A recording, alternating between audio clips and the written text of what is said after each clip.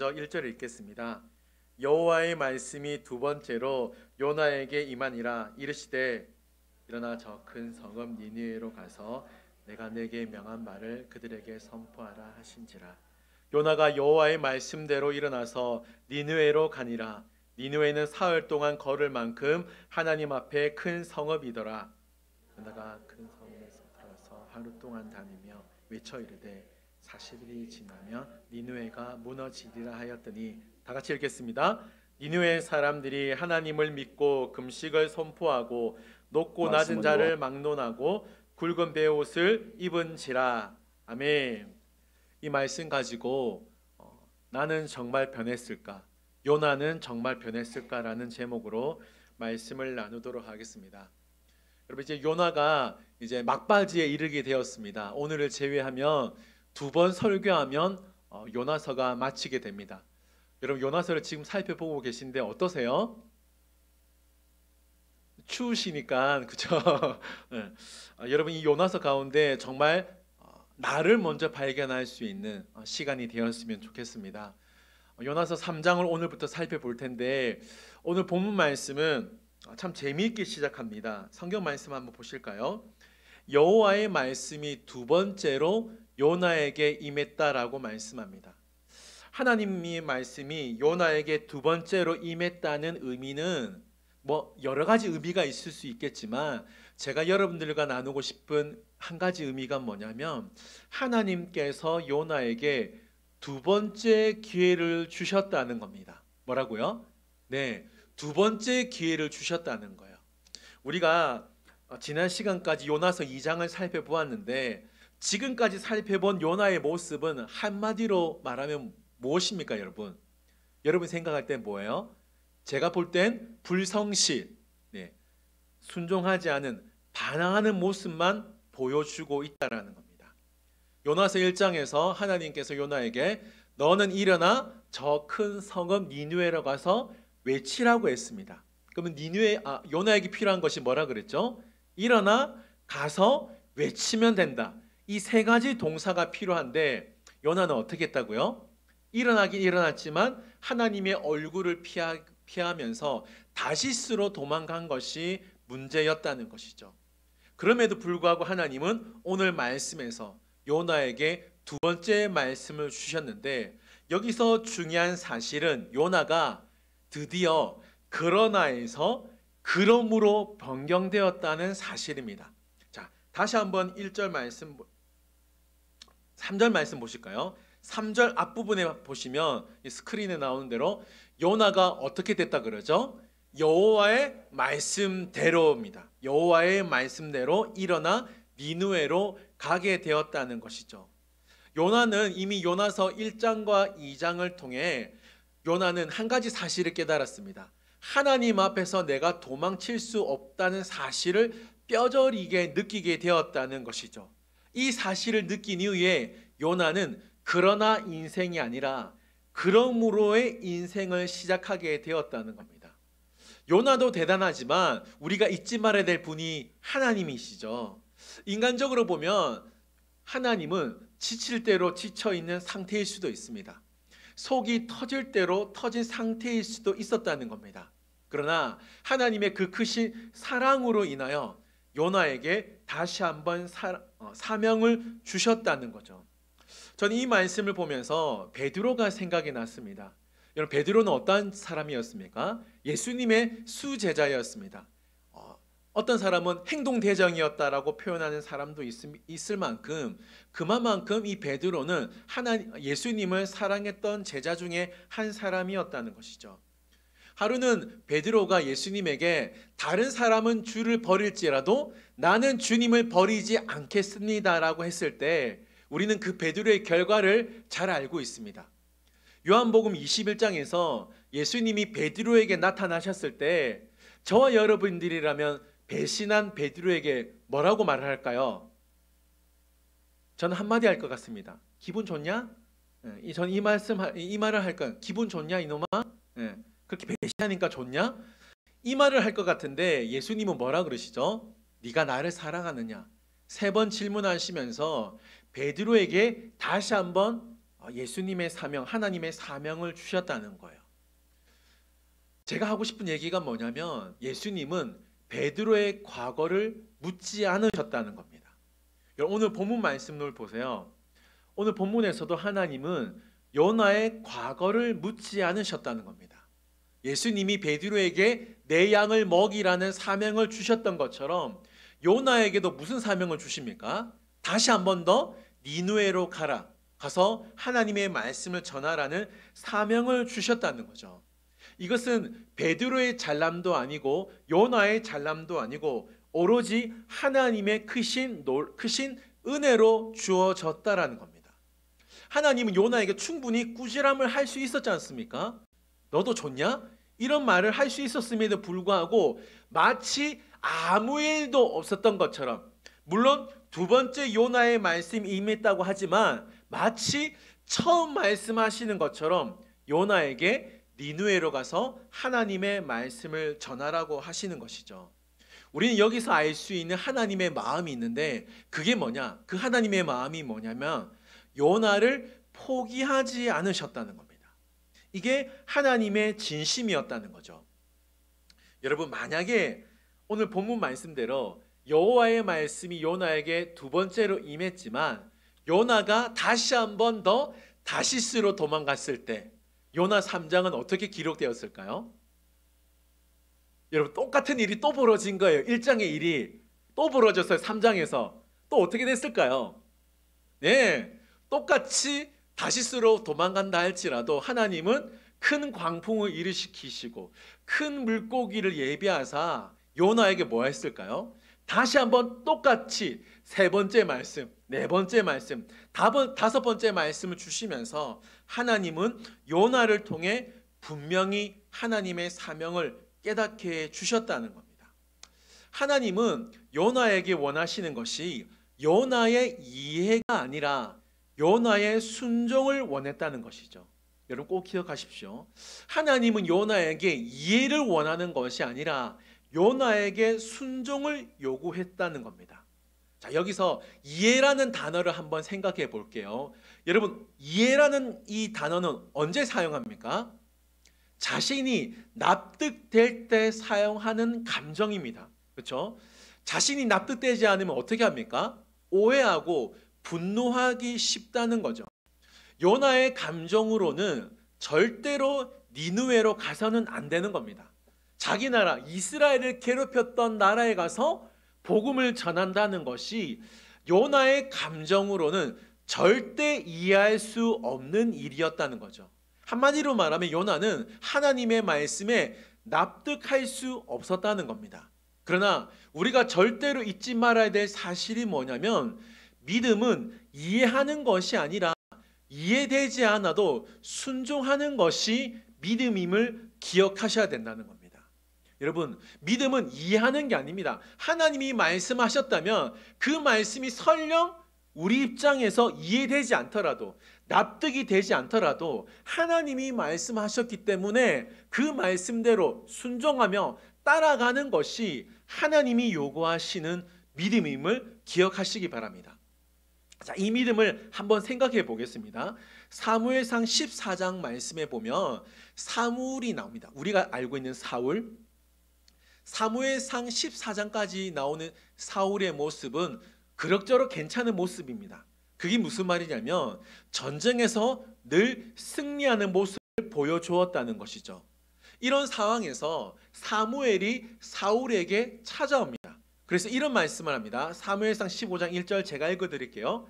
사무엘이 사울에게 이르되 여호와께서 나를 보내어 왕에게 기름을 부어 그의 백성 이스라엘 위에 왕으로 삼으셨은즉 이제 왕은 뭐하라 그러죠? 네, 하나님의 말씀을 들어야 된다고 말씀합니다. 왜죠? 사무엘은 왜 이런 말씀을 하고 있는 겁니까? 당신이 이제 왕이 되었기 때문이죠. 하나님이 당신을 이스라엘 왕으로 삼았기 때문에 당신은 하나님의 말씀을 잘 들어야 된다고 부탁합니다.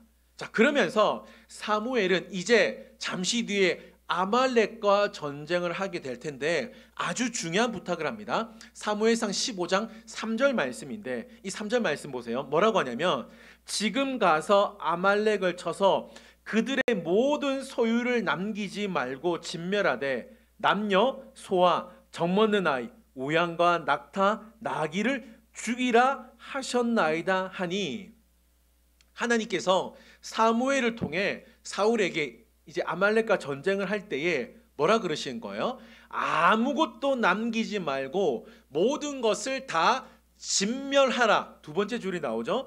진멸하라고 말씀하셨습니다. 그러면 사울은 하나님의 말씀대로 어떻게 하면 돼요? 네, 진멸하면 됩니다. 순종하면 된다는 거예요. 여러분 물론 오늘 말씀이 나오는 것처럼 남녀를 죽이고 심지어 아말렉의 아기 소아까지 죽여야 되나?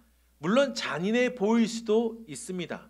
그러나 여러분 여기에는 하나님의 깊으신 뜻이 있다는 것이죠. 출애굽기 17장 8절 말씀으로 가볼까요? 여기 보시면 그때에 아말렉이 와서 이스라엘과 르비딤에서 싸웠다라고 말씀합니다. 여기서 이 그때가 중요한데요. 이 말씀을 하시는 시점이 뭐냐면 이스라엘 백성들이 애굽 왕 바로로부터 출애굽하여 홍해를 건넌 시점이었습니다. 자, 그러면 이스라엘 백성 입장에서는 어떤 상황이었을까요?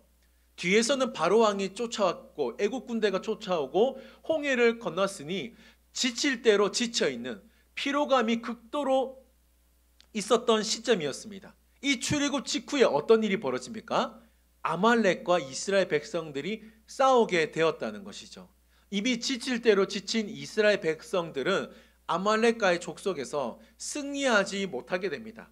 이때 하나님께서 아말렉에게 무시무시한 말씀을 하셨는데 그 말씀이 출애굽기 17장 14절 말씀인데 제가 읽어드리겠습니다. 여호와께서 모세에게 이르시되 이것을 책에 기록하여 기념하게 하고 여호수아의 귀에 외워 들리라. 내가 아말렉을 뭐 한다 그러죠? 없이 하여 천하에서도 기억도 못하게 하리라. 아멘. 하나님은 이스라엘 백성들을 대적하는 것은 결국 자신을 대적하는 것과 마찬가지였기 때문에 하나님은 아말렉 족속을 완전히 멸하시겠다고 말씀하셨다는 겁니다. 자, 그러면 사울이 하나님의 말씀대로 다 진멸했는지를 살펴보겠습니다. 8절 말씀인데 우리 말씀 다 같이 읽겠습니다. 아말렉 사람의 왕 아각을 사로잡고 칼날로 그의 모든 백성을 진멸하였으되, 자, 여러분 이 말씀만 보면 어떻습니까? 다 진멸한 것처럼 보입니다. 하나님의 말씀에 순종한 것처럼 보이지만 그 다음 말씀 9절 말씀을 보실까요? 9절 말씀 보시면 사울과 백성이 아각과 그의 양과 소의 가장 좋은 것 또는 기름진 것과 어린 양과 모든 좋은 것을 뭐 했다 그러죠? 남기고 진멸하기를 즐겨하지 아니하고 사울은 가치 없고 하찮은 것만 진멸했다라고 말씀하고 있습니다. 하나님은 분명히 남김없이 모든 것을 다 진멸하라고 했지만 사울은 어떻게 했다고요? 가치 없고 하찮은 것만 진멸했다라는 거예요. 인간적으로 보면 충분히 남길 수 있었다는 겁니다. 자, 9절 말씀 다시 한번 보시면 양이 있죠. 소가 있고 가장 좋은 것, 기름진 것, 어린 양과 모든 좋은 것이 있었습니다. 이 좋은 것을 누구에게 줄 수 있었어요? 이제 싸워서 이겼으니까 자기 백성 이스라엘 백성들에게 야, 우리 이겼으니까 오랜만에 고기 한번 먹어보자, 좋은 건 먹어보자, 이렇게 말을 할 수도 있었습니다. 그러나 중요한 건 뭡니까? 하나님이 모든 것을 진멸하라고 하셨기 때문에 사울이 지금 남긴 행동은 칭찬받을 일이 아니라 어떤 행동이요? 하나님을 무시했던 행동이었다는 겁니다. 지금 사울의 가장 큰 문제가 뭐예요? 우리가 지금까지 살펴보았습니다만 하나님의 말씀을 명확하게 들었습니다. 그렇죠? 사무엘을 통해 하나님의 말씀을 명확하게 들었지만 자신이 이해되지 않는 이유로 순종하지 않은 것이 가장 큰 문제였다는 겁니다. 사무엘상 12장 14절과 15절 말씀 보면 이미 사무엘 선지자가 이스라엘 백성들에게 이 말씀을 하셨습니다. 제가 읽어드릴게요. 너희가 만일 여호와를 경외하여 그를 섬기며 그의 목소리를 듣고 여호와의 명령을 거역하지 아니하며 또 너희와 너희를 다스리는 왕이 너희의 하나님 여호와를 따르면 좋겠지만은, 자 15절 말씀 다 같이 한번 읽겠습니다. 시작. 너희가 만일 여호와의 목소리를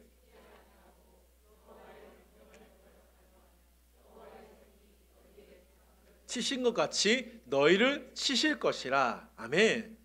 사무엘은 분명하게 사울과 이스라엘 백성들이 하나님 앞에서 잘 살 수 있는 방법을 알려주었습니다. 그 방법은 딱 하나였습니다. 하나님의 말씀대로 살아가면 된다는 거예요. 그러나 그 말씀에 듣지 않고 하나님의 말씀을 거역하면 어떻게 한다 그러죠? 하나님께서 너희 조상들을 치셨던 것처럼 나도 너희들을 칠 거다, 분명히 약속하셨다는 겁니다. 여러분, 저와 여러분들도 사울처럼, 아니 오늘 본문에 나오는 요나처럼 불순종할 때가 있지 않습니까, 여러분? 의도를 했던, 의도를 하지 않았던 하나님의 말씀 앞에 불순종할 때가 있다라는 거예요. 내가 이해되지 않으니까, 나로서는 도저히 상식적으로 납득되지 않으니까 순종하지 않을 때가 있다라는 겁니다. 만약 하나님 앞에 불순종했다면 우리가 결국 어떻게 해야 될까요? 호세아서 6장 1절 말씀, 우리 이 말씀 다 같이 읽겠습니다. 오라 우리가 여호와께로 돌아가자. 여호와께서 우리를 찢으셨으나 도로 낫게 하실 것이요 우리를 치셨으나 싸매어 주실 것임이라. 아멘. 우리가 혹 하나님 앞에서 실수했다 할지라도, 불순종했다 할지라도 중요한 것은 뭡니까? 그것이 죄인 것을 깨닫고 하나님께 돌아오는 것이 중요하다는 것이죠. 하나님 앞에 돌아오면 하나님이 뭐 해주신다는 겁니까? 도로 낫게 해주신다, 싸매어 주신다. 이게 무슨 말이에요? 우리를 회복시켜 주신다는 겁니다. 여러분, 하나님이 분명히 우리에게 말씀하셨습니다. 우리를 회복시켜 주신다고 약속하셨습니다. 실수하더라도, 불순종하더라도 하나님의 회복이 있다는 사실을 꼭 기억하시는 저와 여러분들이 되시기를 바랍니다. 자, 오늘 본문으로 돌아오겠습니다. 3절 말씀입니다. 3절 말씀을 한번 볼게요. 3절 말씀 보면 요나가 여호와의 말씀대로 일어나서 니느웨로 가니라. 요나가 외쳐 이르되. 자, 하나님의 말씀이 분명히 똑같이 임했죠. 1장에 나오는 것처럼 일어나 가서 외치면 됩니다. 그렇죠? 자, 일어나 와서 가서 외치면 되는데 중요한 건 어떠한 일이 벌어집니까? 이 말씀을 이해하려면 2절 말씀을 보아야 되는데, 일어나 저 큰 성읍 니느웨로 가서 내가 내게 명한 말을 그들에게 선포하라 하신지라. 자, 하나님이 요구하신 이 세 가지 동사를 요나가 어떻게 했죠? 예, 그대로 실천했습니다, 여러분. 그렇죠? 보이는 대로 똑같이 실천했습니다. 그런데 여러분, 한 가지 깨름직한 것이 있다는 것을 발견하셔야 됩니다. 자, 3절과 4절 말씀을 볼게요. 자, 3절 볼게요. 요나가 여호와의 말씀대로 일어나서 니느웨로 가니라. 자, 이까진 좋아요. 그 다음 말씀, 니느웨는 사흘 동안 걸을 만큼 하나님 앞에서 뭐한 성읍? 예, 사흘 동안, 3일 동안 걸어야 될 만큼 아주 큰 성읍이었다는 겁니다. 자, 근데 뭐가 깨름칙하냐? 4절 보세요. 요나가 사흘 동안 걸어야 되는 그 성읍에 들어갔는데 며칠 걸었습니까? 예, 하루 동안 다니며 외쳐 이르되 40일이 지나면 니느웨가 무너지니라 하였더니, 하나님의 말씀에 순종했습니다. 여러분, 순종했는데 뭐가 충돌이 일어나요? 예, 3일과 하루가 지금 충돌하고 있다는 거예요. 하나님의 말씀에 순종하고 있는 듯 보이는데 뭐가 충돌된다고요? 3일과 하루가 지금 충돌되고 있다라는 겁니다. 왜 충돌되는 거예요? 네, 니느웨는 3일 동안 걸어야 다 볼 수 있는 아주 큰 성읍이었는데 요나는 그 큰 성읍을 하루 동안 다니는 것으로 보아 요나의 순종이 온전한 순종이 아니었음을 의심할 수 있다라는 거예요. 자, 우리가 나중에 이제 2주 뒤에 나중에 살펴보겠습니다만 4장 11절 말씀 보면 눈으로 한번 보실래요? 하물며 이 큰 성읍 니느웨는 좌우를 분별하지 못하는 자가 몇만 명? 12만 명이 될 만큼 니느웨는 아주 큰 성읍이었다는 것을 알 수 있습니다. 그러니까 반대로 말하면 니느웨는 작은 성읍이 아니었다는 것이죠. 여러분, 요나는 이미 물고기 뱃속에서 3일 동안 지냈습니다. 그 3일은 어떤 3일이었을까요? 엄청나게 긴 시간 아니었겠습니까? 언제 나갈 수 있을까? 어떻게 될까? 모르는 거예요. 3일 동안 있었습니다. 그만큼 긴 시간이라고 할 수 있는데 요나에게 오늘 본문에도 똑같은 3일이 주어졌잖아요. 그런데 니느웨의 3일 길에 비하면 짧은 하루를 가면서 복음을 전하게 되었다는 거예요. 결국 이 말은 뭐예요? 요나가 전심전력 다하지 않았다는 겁니다. 3일 동안 해야 될 그 사역을 며칠 만에? 하루 만에 마치는 사역으로 끝내버렸다는 것이죠. 여러분, 오늘 본문에 나오는 요나의 모습을 통해 할 수 있는 합리적인 의심은 뭐예요? 3일 동안 걸어야 하지만 하루 만에 끝냈다는 말은 요나는 뭐 했다는 거예요? 여전히 하기 싫었지만 안 하면 결국 어떻게 돼요? 큰 폭풍이 또 임할 것 같고 아니면 또 다른 큰 물고기가 임해서 어쩔 수 없으니까 울며 겨자 먹기로 한 순종이었다고 볼 수밖에 없다는 거예요. 한번 재밌는 상상을 해보면 요나가 어떻게 말씀 전했을까요? 하나님의 말씀을 들어라. 듣지 않으면 너희는 멸망하리라. 이렇게도 할 수 있지만 하나님의 말씀을 들어라. 하나님의 말씀을 듣지 않으면 넘어가시다.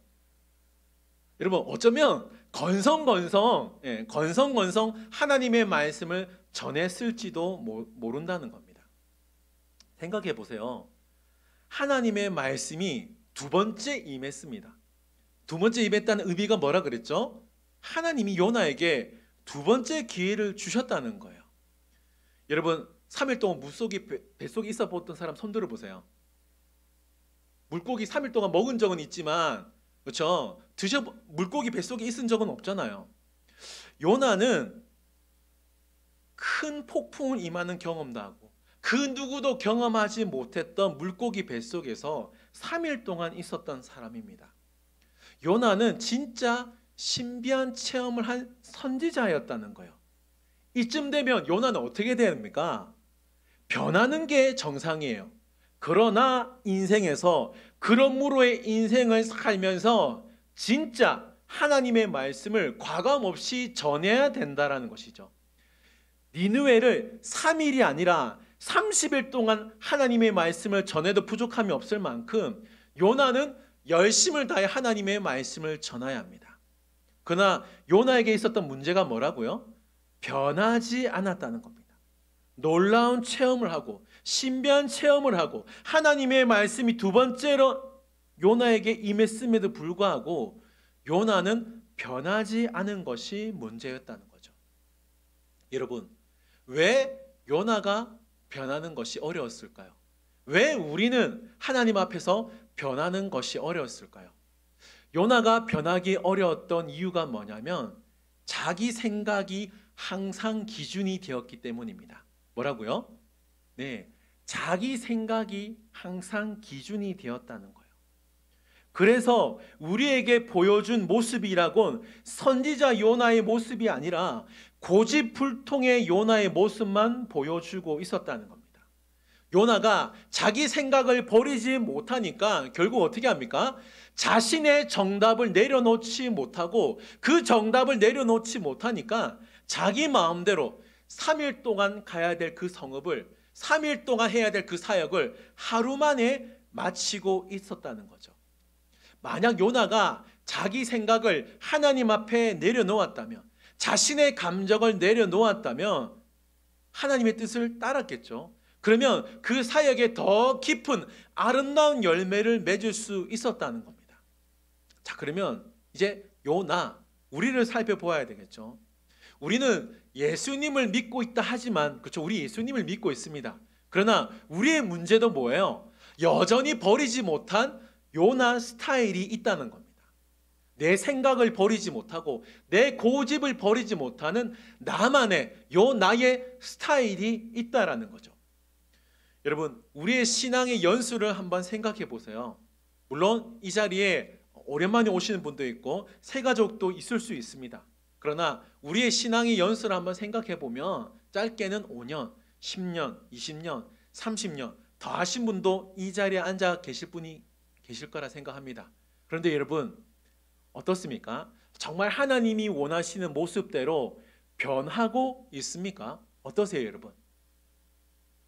말씀해 주세요. 어떠세요? 여러분, 사람이 갑자기 변하면 뭐 한다 그러죠? 기가 막히게 잘 하시네요. 네. 여러분, 여기에 놀라운 진리가 숨어 있습니다. 사람이 언제 변한다는 거예요? 기가 막힙니다. 죽을 때 변한다는 거예요. 여러분, 우리는 죽을 때 변하면 안 됩니다, 여러분. 우리는 지금 변해야 됩니다. 하나님이 원하시는 건 죽을 때 변하는 게 아니에요. 죽을 때 직전에 변해서 하나님 만났으면 야야 하나님 뭐라고 대답하실까요, 여러분? 부끄럽지 않습니까, 여러분? 하나님 앞에 가기 직전에 변하는 게 아니라 우리는 지금 내가 있는 그 자리에서, 그 삶에서, 그곳에서 변하는 것이 있어야 된다라는 거예요. 그러면 우리가 어떻게 해야 내 삶 가운데 하나님의 놀라우신 변화를 경험할 수 있을까요? 하나만 말씀드리겠습니다. 내 생각을 하나님께 맞출 때 변화의 역사가 시작됨을 기억하시기 바랍니다. 꼭 기억하세요. 내 생각을 하나님께 맞출 때 변화의 역사가 일어난다는 겁니다. 요나서 1장부터 요나가 지금까지 우리에게 보여준 모습은 자기 생각을 버리지 못한 모습입니다.